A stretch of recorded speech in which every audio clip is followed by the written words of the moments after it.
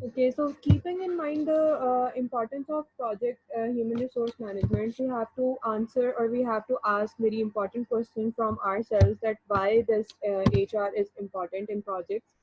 For this, here mention a kind of research, and the research is about United States, and it is stated that US or United States productivity is number one in the world when productivity is measured as gross domestic product per worker.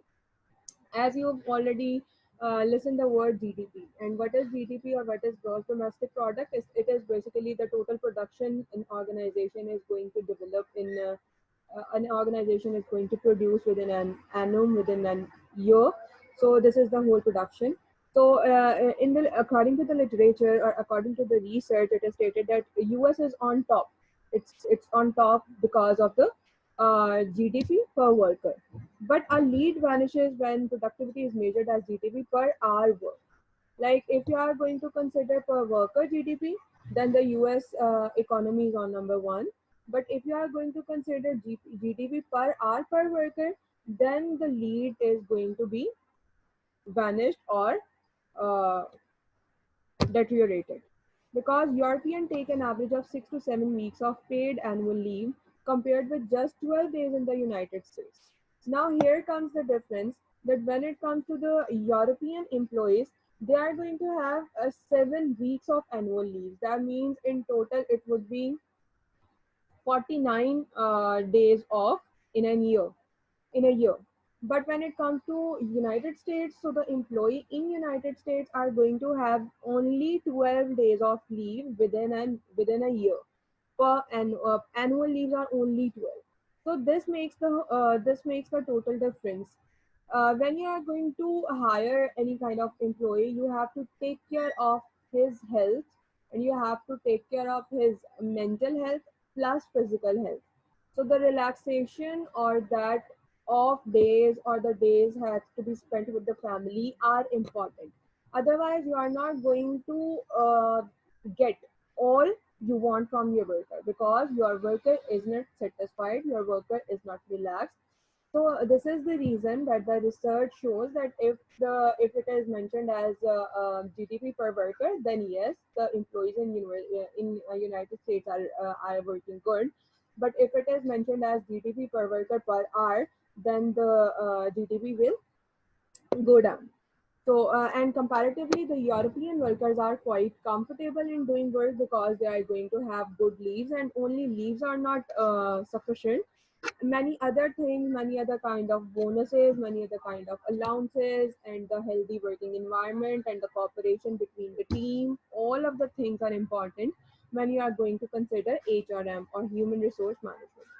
Twice as many American as European workers put in more than 48 hours per week.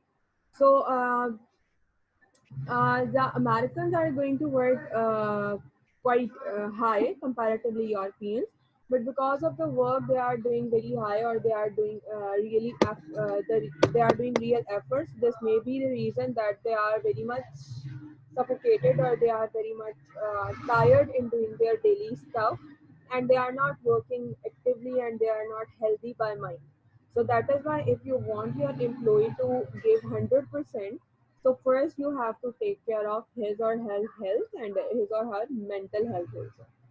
Sociologists have shown that many Americans, especially men, would like to have more family or leisure time, because they basically want that they want that they have to have time with their family. They have to have time to get some relaxation, or they have to have time for some entertainment kind of thing, or go out and visit some places with their family, with their friends. So recent surveys show that many Americans are willing to sacrifice up to a quarter of their salaries in return for more time off. So वहाँ पे लोग जो हैं वो अपनी quarter salaries देने के लिए भी तैयार है, ताकि उनको थोड़ा ऑफ टाइम मिल जाए, मतलब वो इस चीज़ को सैक्रिफाइस करने के लिए भी रेडी है. अब वो ऑफ टाइम क्यों चाहिए उन्हें, अपनी सैलरी सेक्रीफाइस करके भी, because they want to get their mind relax, and they want their mind to be stick on it when they are going to do their task. अगर काम पे ध्यान रखना है तो उसके ऊपर ध्यान रखने के लिए भी आपके दिमाग को बहुत ज़्यादा पुरसुकून होने की ज़रूरत है, और वो सुकून आपको फॉर श्योर 24/7 काम करके नहीं मिल सकता, आपको उसके लिए थोड़ा सा रिलैक्स होने की भी ज़रूरत होती है. So now, having said the basis of HRM or the importance of HRM, now we are going to learn the basic definitions related to HRM and some terms. So what is Project HRM? This is making the most effective use of the people involved with a project. आपने अपने लोगों को इस्तेमाल करना है, आपने अपने HR को इस्तेमाल करना है, लेकिन इफेक्टिवली इस्तेमाल करना है. 24/7 काम लेते रहेंगे, आपके HR जो है वो उतना इफेक्टिवली काम नहीं कर सकेगा, because this is about HR, this is not about machines. So whenever it comes to machines, तो आपको पता है कि वो reliable हैं, durable हैं, integrity से काम कर सकती हैं, constant काम कर सकती हैं, they do not get tired, they do not get pissed off. But when it comes to human nature, then they used to get tired, they have some physical issues also, उनको सेहत का ख्याल भी रखना है. तो इसलिए जब लोगों की पीपल की HR की बात होती है तो फिर ये सारी की सारी चीज़ें इंपॉर्टेंट हो जाती हैं. बट जब मशीन्स की बात होती है, ऑटोमेशन की बात होती है, रोबोटिक्स की बात होती है, तो फिर इन चीज़ों को इस तरह से कंसिडर नहीं किया जाता. So some process, there should be some process for HR or human resource management, and the process include point number 1 human resource planning. सबसे पहली चीज़ है जो ज़रूरी है, आपको पता है कि किसी भी तरह के प्रोसीजर के अंदर फर्स्ट स्टेप जो ऑलवेज इंक्लूड किया जाता है वो प्लानिंग का स्टेप होता है. Point number 2 is acquiring the project team. Point number 3 developing the project team, and point number 4 is managing the project team. हम इन सब के बारे में डिटेल से पढ़ेंगे आगे आगे स्लाइड्स में जाके, लेकिन अभी थोड़ी सी डेफिनेशंस ताकि आपको एक बेसिक नो हाउ हो जाए कि ये है क्या. सबसे पहली चीज़ है HR planning. Identifying and documenting project roles, responsibilities and reporting relationships. आपको बेसिक चीज़ें आइडेंटिफाई करनी है, आपको ये चीज़ देखनी है कि बेसिक प्रोजेक्ट के अंदर रोल्स किसके हैं, किसने क्या काम करना है. ये CEO है तो CEO क्या काम कर रहा है, ये डेवलपर है तो डेवलपर का क्या टास्क है, ये QA है तो QA ने क्या काम करना है. अगर आपके पास कोई एक बंदा है जो एनालिसिस के लिए बैठा हुआ है, तो एनालिसिस करने वाले का क्या काम है और किस टाइम पे उसका काम शुरू होगा, उसकी रिस्पॉन्सिबिलिटीज़ क्या होंगी, इन सब चीज़ों को डॉक्यूमेंट करने के लिए आपको प्लानिंग का पार्ट जो है वो शामिल करना होता है. और कौन सा बंदा किसके साथ किस तरह से लिंक करता होगा, कौन किसको रिपोर्ट कर रहा होगा, who is reporting to whom, who would be the direct boss, ये सारी की सारी चीज़ें जो है ये आपने प्लान का पार्ट करनी है.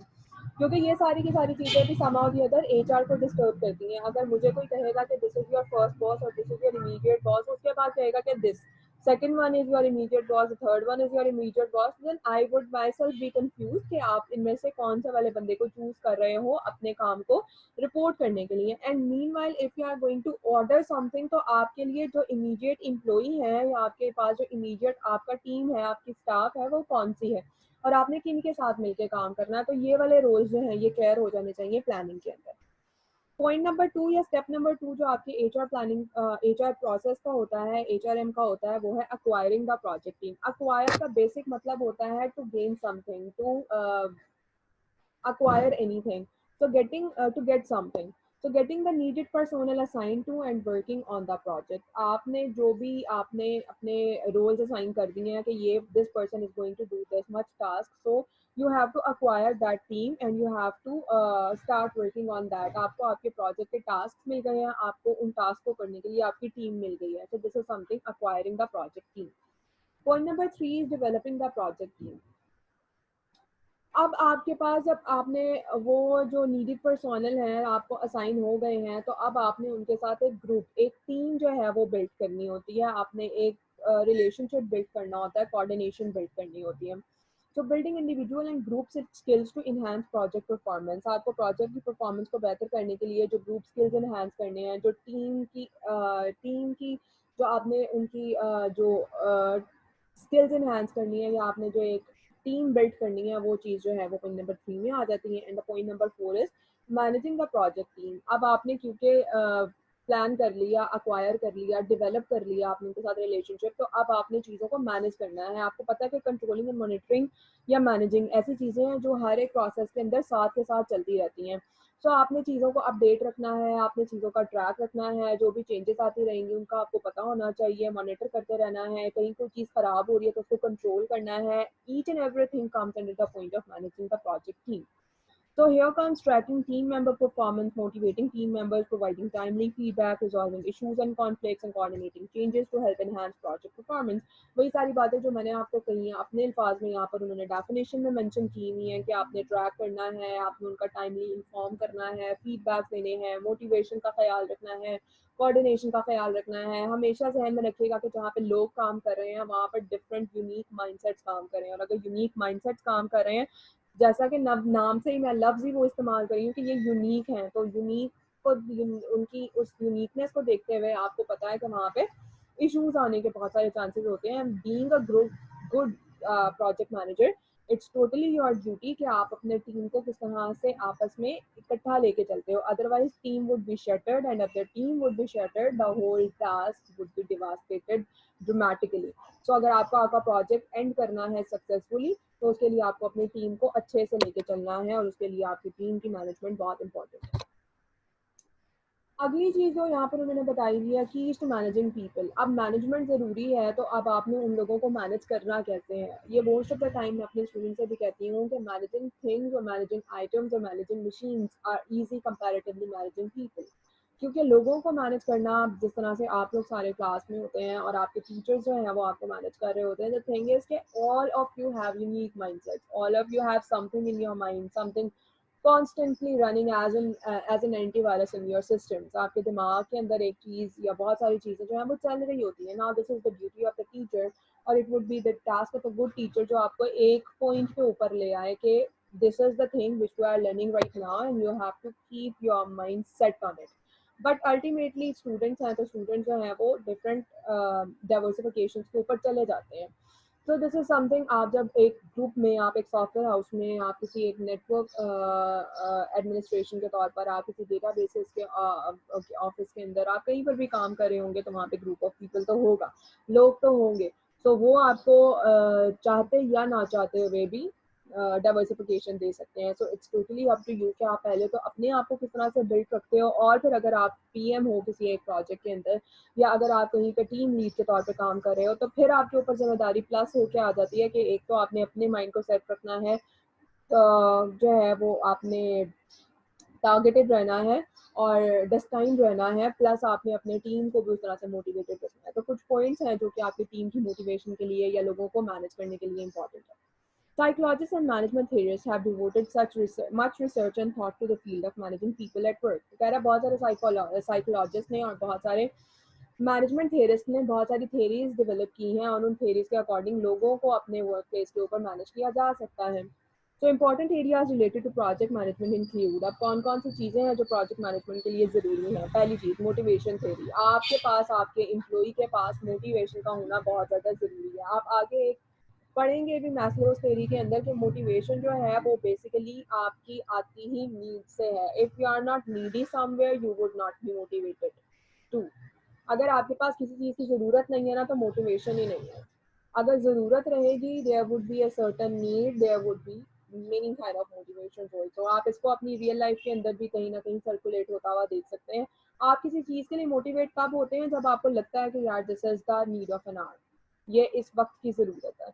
सो आप उस चीज़ के लिए मोटिवेटेड रहते हैं। फिर ये होता है कि आप उसके लिए टास्क करते हैं, आपको उसके लिए कोई ना कोई प्रोसीजर करते रहते हैं, काम करते रहते हैं, और एक वक्त आता है when your need is fulfilled.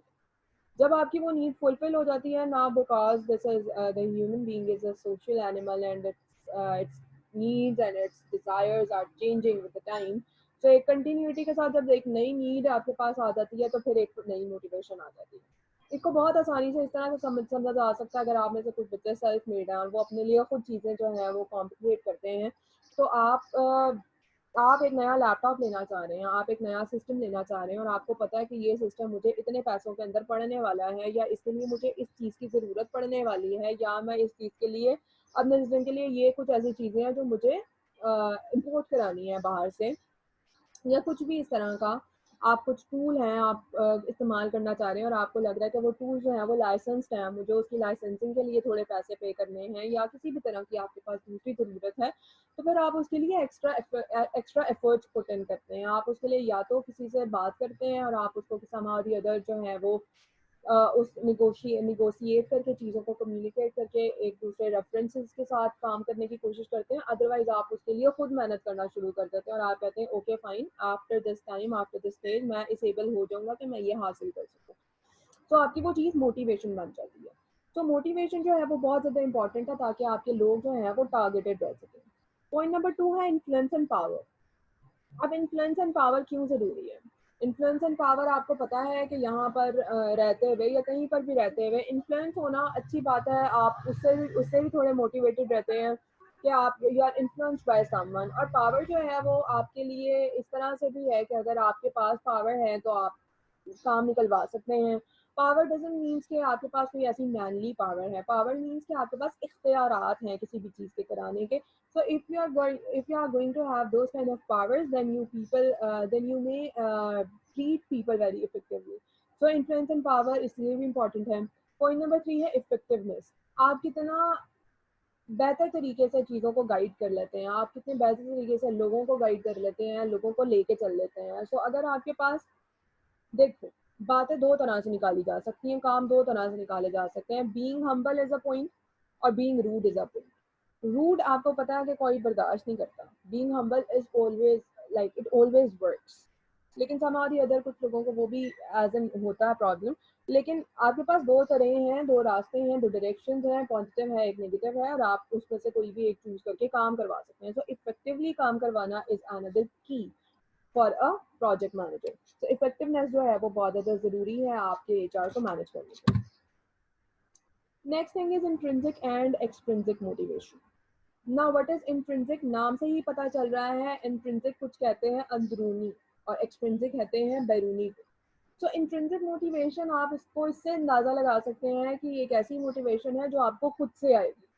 मतलब it's your choice, it's your desire, it may be your hobby. आप कुछ खुद से करना चाह रहे हैं तो that would be your intrinsic motivation कि मैं इंटरनली ही बड़ा मोटिवेटेड हूँ ये काम करने के लिए क्योंकि मैं चाहता हूँ ये काम करना। और एक्सट्रिंसिक मोटिवेशन मे बी आपको सोसाइटी से आ रही है, मे बी आपकी नीड हो, आपने अर्न करना है, आपने किसी इलीगल चीज से बचना है, आपको कोई भी किसी किस्म का थ्रेट है और आप कहते हैं कि यार मुझे उस चीज के लिए काम करना पड़ेगा, तो that would be your extrinsic motivation. तो यहाँ से डेफिनेशन देख लेते हैं। Intrinsic motivation causes people to participate in an activity for their own enjoyment, as I said earlier, कि आपने खुद से अपने ज़ात के लिए, अपने अपने एंजॉयमेंट के लिए, अपने एंटरटेनमेंट के लिए अपने स्किल सेट को इस्तेमाल करना है। This is just like example के तौर पर मैं आपको कह देती हूँ कि कुछ लोग होते हैं जिनकी लाइफ के अंदर जो भी जॉब वो डिसाइड कर रहे होते हैं, जो भी अर्निंग के लिए जो भी डोमेन वो सेलेक्ट कर रहे होते हैं, वो अर्निंग डोमेन या उनका लाइफस्टाइल, वो दोनों चीज़ें मैच करती होती हैं। Like most of the time आप आर्टिस्ट देखते हैं जो पेंट करते हैं, स्कल्पचर्स बनाते हैं, म्यूजिशियंस होते हैं, इस तरह के लोग जो कंपोजर्स होते हैं, मे बी उन लोगों का शायद समा भी अदर ये उनकी डिज़ायर ही होती है। एंड देन वो अपनी उस डिज़ायर को या अपने उस पैशन को अपनी जॉब या अपनी ड्यूटी या अपना अर्निंग मैकेनिज्म बना लेते हैं। तो इन दैट सेंस अगर वो काम कर भी रहे हैं तो may be that would be the intrinsic motivation कि अगर उन्हें अब ये काम करना है तो वो अपनी इंजॉयमेंट के लिए वो काम करना चाह रहे हैं। So that would B intrinsic. Extrinsic motivation causes people to do something for a reward or to avoid a penalty। मतलब अब एक्सट्रिंसिक मोटिवेशन क्या है, जैसा कि मैंने आपको ऑलरेडी बताया कि इंट्रिंसिक वो है जो अंदर से आएगी, आप खुद चाहते हैं कि ये काम करना है आपने। एक्सट्रिंसिक वो है कि आप चाहते हैं कि मुझे इसके लिए कोई इनाम मिल जाए, आप चाहते हैं कि मैं किसी सजा से बच जाऊं, आप चाहते हैं कि ये लाइक फॉर एग्जांपल आप कहते हैं कि जी मुझे ड्राइविंग करनी है, ठीक है। अब ड्राइविंग करने के लिए आपको पता है कि आपको लाइसेंस होना चाहिए।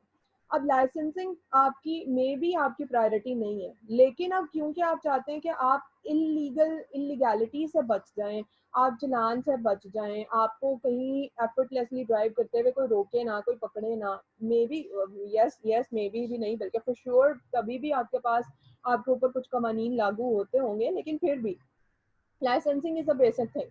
अब अगर आप लाइसेंसिंग के लिए अप्लाई कर रहे हैं, उसके पूरे प्रोसीजर में जा रहे हैं, तो मे बी आप एक पेनल्टी से बचना चाह रहे हैं कि यार मेरे पास लाइसेंस होगा ना तो मुझे ड्राइव करने से कोई रोकेगा नहीं। तो maybe this would be your extrinsic motivation. Then उसके बाद ड्राइविंग कर रहे हैं आप, वो अब आपके पास एक पैशन है, आपकी इंजॉयमेंट है, तो that would be your intrinsic motivation. So कोई भी इस तरह की एग्जांपल ली जा सकती है। जैसे पहले मैंने आपको आर्ट से आर्टिस्ट की एग्जांपल दी, तो अब ये एक और एग्जांपल दे दी। यहाँ पर एक और एग्जांपल दी हुई है for example some children take piano lesson for intrinsic motivation because they enjoy it. अब कुछ बच्चे हैं जो पियानो सीखते हैं या पियानो लेसन लेते हैं या पियानो क्लासेस लेते हैं क्योंकि वो उसको एंजॉय करते हैं। अब क्योंकि वो उनके एंजॉयमेंट के लिए चीज़ है तो वो इंट्रिंसिक मोटिवेशन है। while others take them for extrinsic motivation to get a reward or avoid punishment। और हो सकता है कुछ स्टूडेंट्स जो है वो पियानो क्लासेस इसलिए लेते हो कि उन्हें कोई इनाम मिल जाए, या हो सकता है कि उनके लिए ये ज़रूरी हो और अगर वो ये नहीं करेंगे तो उनको पनिश किया जाएगा इसके लिए। सो दैट्स वाई आपके पास एक्सट्रिंसिक मोटिवेशन भी एग्जिस्ट करती है। ओके, सो अगली चीज़ है आपके पास मैस्लोज हायरार्की ऑफ नीड्स। ये वही है जो मैं भी आपको बता रही थी कि जो आपके पास नीड होती है वो आपकी मोटिवेशन बन जाती है। सो मैस्लो ने एक हायरार्की दे दी है, एक स्ट्रक्चर प्रोवाइड कर दिया है कि कौन सी नीड जो है वो कितनी इंपॉर्टेंस पे है, या कौन सी नीड है जिसकी प्रायोरिटी या प्रेसिडेंस ज़्यादा है और किसकी कम। अब्राहम मैस्लो, ये सारे के सारे आपके पास आगे जितनी भी थेरीज आती जाएंगी ये सारे के सारे जो हैं ये आपके फिलोसोफर्स वो थे, साइकोलॉजिस्ट थे जो थेरीज वगैरह पेश किया करते थे, और उनके अकॉर्डिंग ये चीज़ें जो हैं ये इंपॉर्टेंट हैं, ये इनको कंसिडर करना चाहिए whenever it comes to project management.